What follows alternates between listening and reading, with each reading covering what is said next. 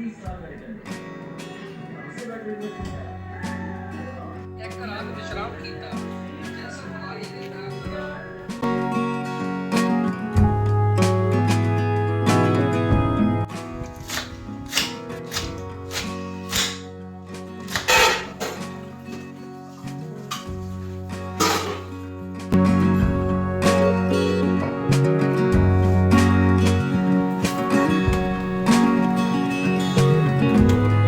Hello my YouTube family, कैसे हैं आप सभी। Welcome back to my new blog.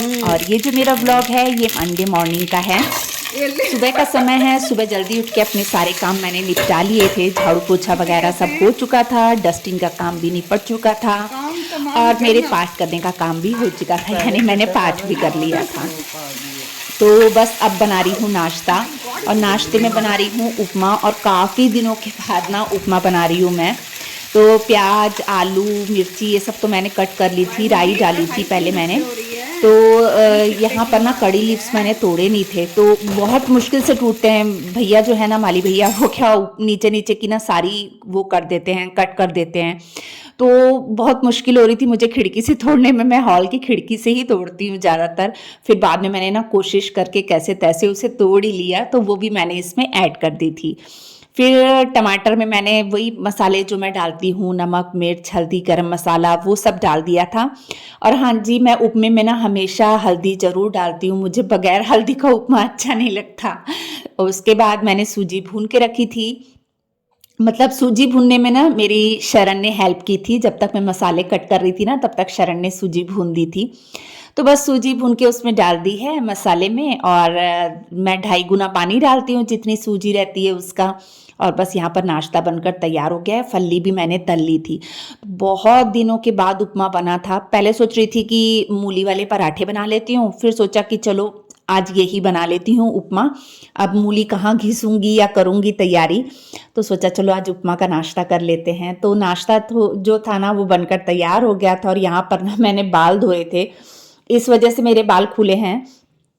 मैंने ना जूड़ा करके ही मतलब नाश्ता बनाया था, लेकिन बाद में ना वो जूड़ा खुल गया मेरा ना। मतलब जैसे तेल नहीं लगा लगा रहता ना बालों में, तो मेरे जो बाल हैं ना वो खुल जाते हैं, यानी जूड़ा जो है मेरा वो खुल जाता है। तो बस यहाँ पर मैं सबके लिए नाश्ता डाल रही हूँ। आज सुबह हमारे इधर भी इतनी मतलब ठंड थी ना, कल रात को भी ठंडी ठंडी हवा चल रही थी। रात को क्या, मैंने मशीन लगाई थी तो कपड़े काफ़ी सारे थे, तो मैंने रात में ही धो लिए थे कपड़े। तो कपड़े धोने का काम तो सुबह में था नहीं। और जब सूखने डाल रही थी ना, तो एकदम ठंडी ठंडी हवा चल रही थी। और सुबह भी ना कई सालों के बाद हमारे इधर ना फॉग नज़र आई। ये तो हमारे इधर फॉग दिखती ही नहीं है। मतलब हाँ, खुले ओपन एरिया में दिखती है, पर जैसे हमारे तो इधर घर साथ साथ में जुड़े हुए हैं ना, तो ऐसे दिखती नहीं है। लेकिन सुबह मतलब 8 बजे तक मतलब ऐसा लग रहा था कि हाँ कोहरा छाया हुआ है। बहुत समय के बाद ऐसे देखने को मिला। और ये देखिए, बस मैंने यहाँ नाश्ता लगा दिया है। डैडी जी के लिए केचप भी डाल दी थी, क्योंकि वो केचप के साथ ही खाते हैं। ਇੱਕ और ਰਾਤ ਵਿਸ਼ਰਾਮ हो गया ਕੀਤਾ सबके लिए नाश्ता डालने का काम। अब सब नाश्ता भी कर लेंगे जी। नाश्ता कर लो, ये लो। सुबह जल्दी काम कर लो तो तसल्ली हो जाती है। और बहुत दिनों के बाद ना आज मेरा मन किया कि मैं जल्दी नाश्ता कर लूँ। तो बहुत टाइम के बाद मैं आज अपने हस्बैंड के साथ बैठ के नाश्ता कर रही थी। नहीं तो ऐसे ही होता है, सब अपने अपने काम पे चले जाते हैं, बच्चे स्कूल चले जाते हैं, हस्बैंड काम पे चले जाते हैं, उसके बाद फिर अकेले कोको और मैं बैठ के नाश्ता करते हैं। ज़्यादातर मेरा ऐसा ही होता है। पर आज मन कर गया कि चलो आज गरम गरम बना है तो साथ में ही नाश्ता कर लेती हूँ। तो आज बस ऐसे ही बैठे थे, टीवी देखते देखते बस यहाँ अपना नाश्ता एंजॉय कर रहे हैं। और बहुत समय के बाद उपमा बना था ना, तो मेरे हस्बैंड को बहुत ज़्यादा पसंद आया उपमा।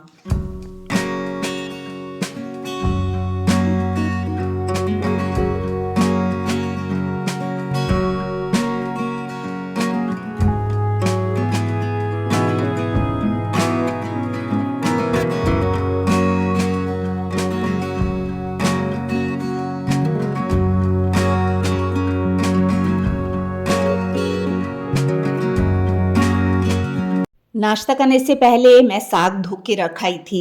एक दिन पहले साग लिया था जो कि मैंने साफ़ करके रख लिया था, तो बस उसे बनाना था। तो मैं धो के रख आई थी कि जब तक मैं नाश्ता वगैरह करूँगी तब तक उसका पानी जो है वो निचुड़ जाएगा। फैक्ट्री के लिए कि वैसे नवे वाले आए हैं शायद पापा।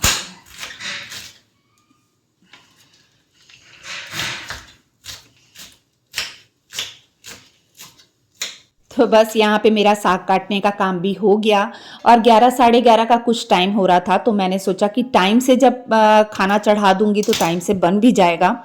और इसके बाद क्या है, इसी बीच में मैं अपने दूसरे काम भी कर लूँगी। तो रमन पास में ही था और मैंने पानी पहले से चढ़ा दिया था साग के लिए। पहले तो सोचा था चूल्हे में बनाऊंगी, पर इतना टाइम नहीं था। मैंने सोचा चूल्हे में कहाँ चूल्हा जलाऊंगी और बनाऊंगी, उससे अच्छा मैं अंदर ही चढ़ा देती हूँ, तब तक दूसरे काम भी साथ साथ में करती जाऊंगी। नहीं तो फिर क्या होता है ना, चूल्हे में बनाओ ना तो फिर एक तरफ उसका चूल्हे का ध्यान रखना पड़ता है कि कहीं बुझ ना जाए, तो सब तरफ अंदर बाहर देखना पड़ता है। और ऐसे क्या इसके बनते में मैं दूसरे काम जो है मेरे वो भी मैं निपटाती जाऊंगी। तो ये देखिए यहाँ पे जो साग है उसे कट करके डाल दिया है और नमक थोड़ा सा डाल दिया है। अब इसे सीटी लगवा लूँगी। तो जब तक साग पक रहा था ना तो मैं यहाँ धोने लग गई थी नाश्ते के बर्तन। तो बस नाश्ते के बर्तन फटाफट से धोऊंगी। और इसके बाद क्या है, और भी मेरे बहुत सारे, अब ये तो था कि कपड़े धोने के काम नहीं थे। वॉशरूम वगैरह जो है वो सुबह नहाने से पहले ही मैं धो लेती हूँ, क्योंकि फिर नहाती हूँ ना तो उससे पहले ही मैं कर लेती हूँ। तो वो नहाने से पहले का मतलब वीडियो मेरे ज़्यादातर ऐसे होती है कि मैं शूट नहीं करती हूँ, क्योंकि मैं डायरेक्ट, मेरा ऐसा होता है कि बस जल्दी से नहाओ, अपना काम निपटाओ, नहाओ और पाठ करो। तो इस वजह से ना सुबह की ज़्यादातर वीडियो जो है ना मेरी छूट जाती है। और उसके बाद नहाने के बाद या तो पाठ करने से मेरी रूटीन मैं आपको स्टार्ट करके दिखाती हूँ, या फिर उसके आगे की रूटीन आपके साथ शेयर करती हूँ। तो देखिए यहाँ बर्तन वगैरह सब मैंने मांज धो लिए हैं और नल वगैरह सब अच्छे से साफ़ कर लूँगी और सिंक का एरिया भी पूरा अच्छे से क्लीन कर लूँगी। और जो फिल्टर का जो पाइप रहता है ना उसे भी मैं अच्छे से साफ़ कर लेती हूँ, क्योंकि इसमें भी ना धूल जम जाती है, छींटे पड़ते हैं ना जैसे पानी के, तो इसमें भी ना गंदा हो जाता है, तो इसे भी मैं साफ़ कर लेती हूँ।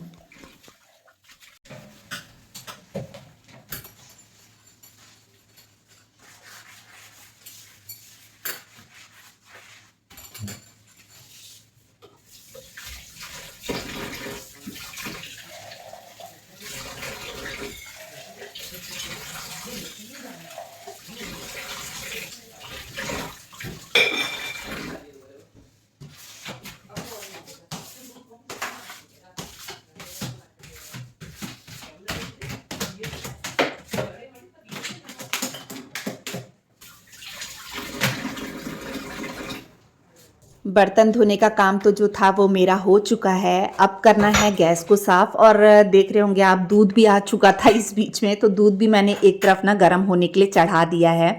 तो दूध भी गर्म हो रहा है, इधर साग जो है वो भी मतलब बन चुका था। ज़्यादा समय नहीं लगा, क्योंकि ना जैसे पालक वालक के पत्ते जो थे ना अच्छे एकदम नरम नरम से थे, तो जल्दी ही मतलब जो साग था वो बनकर तैयार हो गया था। और गैस जो थी ना वो ज़्यादा गंदी नहीं थी, तो बस ऐसे ही एक बार गीले कपड़े से साफ़ कर लूँगी, फिर एक बार सूखे कपड़े से करना ही पड़ता है गैस को साफ़, क्योंकि ना स्टील की है तो फिर उसमें ना दाग से दिखने लग जाते हैं जो कि देखने में बहुत बुरे लगते हैं, इसलिए एक बार सूखे कपड़े से भी साफ़ कर देती हूँ। और बस काउंटर टॉप वगैरह भी मैंने साफ़ कर दिया है। एक दिन पहले बच्चों ने मेरी काफ़ी हेल्प करी।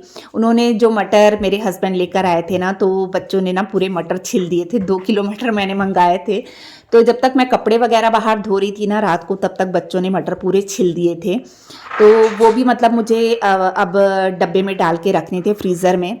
फ्रीज़र में रखो तो फिर मटर ख़राब नहीं होते, चाहे आप 1 महीने रखें या 1 हफ़्ता रखें, 1 महीना रखें या फिर 1 साल रखें, वो ख़राब नहीं होते बिल्कुल भी।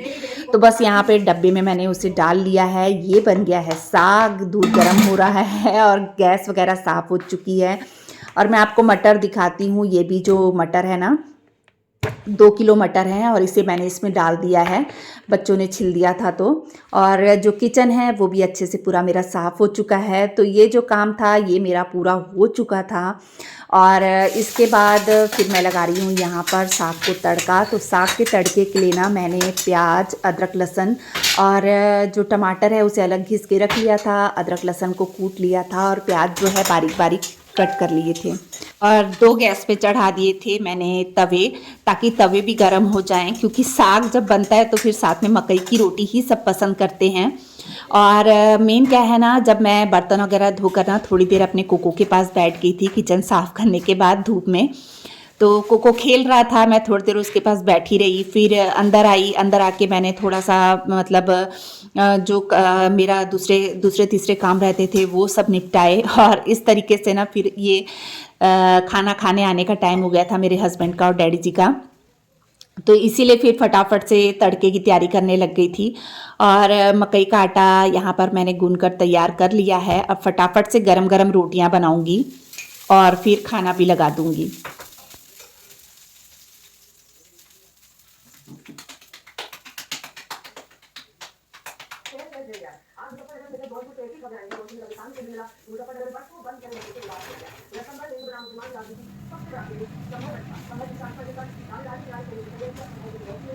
मैंने ना थोड़ा सा मक्खन भी तैयार कर लिया था एक दिन पहले। असल में मैंने सोचा था कि संडे को रात को बनाऊंगी साग, तो रात को तो मेरा फिर कैंसिल ही हो गया। मैंने सोचा कि नहीं, अभी नहीं बनाती, सुबह ही बनाऊंगी। तो मक्खन भी निकाल कर मैंने फ्रिज में रख दिया था। मलाई थोड़ी सी थी तो उसका मक्खन निकाल लिया था, फिर रात को फ्रिज में रख दिया। मूड चेंज हो गया था तो अभी जैसे साग के ऊपर फिर मक्खन डाल के खाओ ना तो ज़्यादा स्वाद लगता है। तो बस ये देखिए, दोनों तवों पे मैंने जो है मकई की रोटियां हैं वो डाल दी हैं। अब इसे कम सेक में ना अच्छे से सेक लूँगी।